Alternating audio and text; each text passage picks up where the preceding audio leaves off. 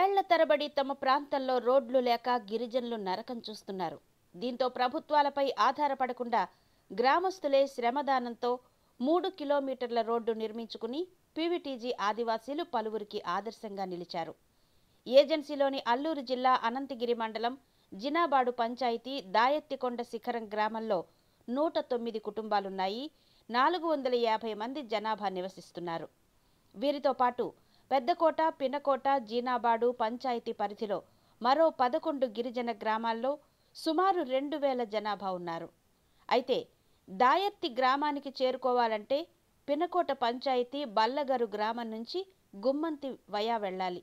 వాస్తవానికి 2018-19లో tribal welfare department ఇక్కడి పరిస్థితిపై 38 లక్షల నిధుల్ని మంజూరు చేశారు. ఇక్కడ భారీ వర్షాలకు రోడ్లన్నీ కొట్టుకుపోయాయి.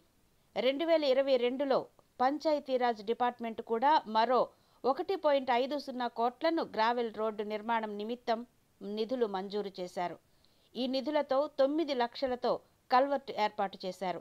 ఇది కూడా భారీ వర్షాలకు కొట్టుకుపోయింది. ఇటీవల డిప్యూటీ సీఎం పవన్ కళ్యాణ్ గుమ్మంతి నుంచి రాచకీలం వయా రెడ్డిపాలెం వరకు రోడ్డు నిర్మాణానికి గత నెల 22న బల్లగరువు వద్ద శంకుస్థాపన చేశారు. బల్లగరువు నుంచి కిలోమీటర్ దూరం దాయర్తి రోడ్డు మార్గాన్ని కూడా డిప్యూటీ సీఎం పరిశీలించారు.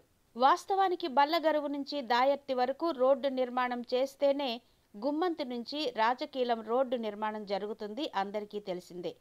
దాయర్తి గ్రామానికి జిల్లా కలెక్టర్, ఐటీడీఏ పీఓ తదితరులు ఇప్పటికే సందర్శించారు. నేటికి తమకు రోడ్డు సౌకర్యం సక్రమంగా లేదంటూ ఆ సమయంలో గ్రామస్తులు ఆందోళన వ్యక్తం చేశారు. అత్యవసర పరిస్థితుల్లో తమకు డోలీలే గతి అని, మార్గమధ్యంలో అనేక మంది మృతి చెందుతున్నారని వాపోయారు. దీంతో ఈ కష్టాలన్నీ తీరిపోవడానికి దాయర్తి గ్రామస్తులంతా నడుం బిగించారు. 5 రోజుల పాటు 3 కిలోమీటర్ల రోడ్డు నిర్మించుకున్నారు. డిప్యూటీ సీఎం పవన్ కళ్యాణ్కు వినతినిచ్చామని, అయినా ఫలితం లేకపోవడంతో రోడ్డు వేసుకున్నామని గ్రామస్తులు తెలిపారు. పీవీటీజీ తెగ కోసం ప్రత్యేకించి పంచాయతీరాజు ద్వారా బల్లగరువు నుంచి వయా దాయర్తి, మడ్డరేబు, తునిసిబు గ్రామాలకు 12 కిలోమీటర్ల మేరకు 13 కోట్ల నిధులు మంజూరు చేయాలని డిమాండ్ చేశారు. స్థానిక సమస్యలపై 2 ఏళ్ల నుంచి వినతులిస్తున్నా నేటికి పని ప్రారంభించకపోవడంతోనే తాము స్వయంగా రోడ్డు వేసుకున్నామన్నారు.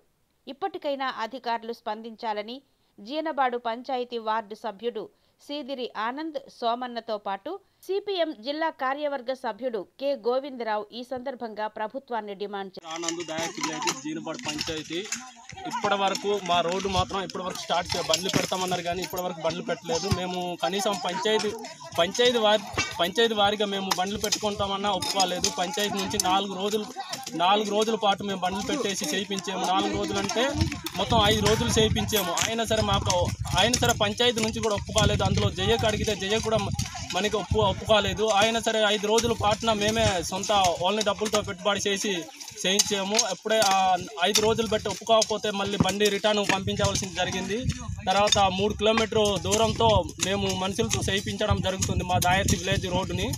ఇది అంటే ఓన్లీ ఉపాధి హామీ నుంచి ఏదో వర్క్ చేసుకుంటున్నారు కూడా అనుకోవచ్చు. ఇది ఉపాధి హామీ నుంచి కాదు, రోడ్డు పని చేసుకుంటాం. ఓన్లీ వెహికల్స్ రావడానికైనా ఇబ్బంది పడుతున్నామని చేసుకుంటున్నాం. తర్వాత ఎందుకంటే మా డోల్ మూతలు కూడా తగ్గుతాయి అనేసి చేసుకుంటున్నాం. మధ్యలో పరిస్థితి ఏమంటే మా జరిగితే మళ్ళీ రేనిపోని ఇబ్బందులు అనేసి మేము ఓన్లీగా రోడ్డు పని చేసుకుంటున్నాం అనేసి విజ్ఞప్తి చేస్తున్నాం.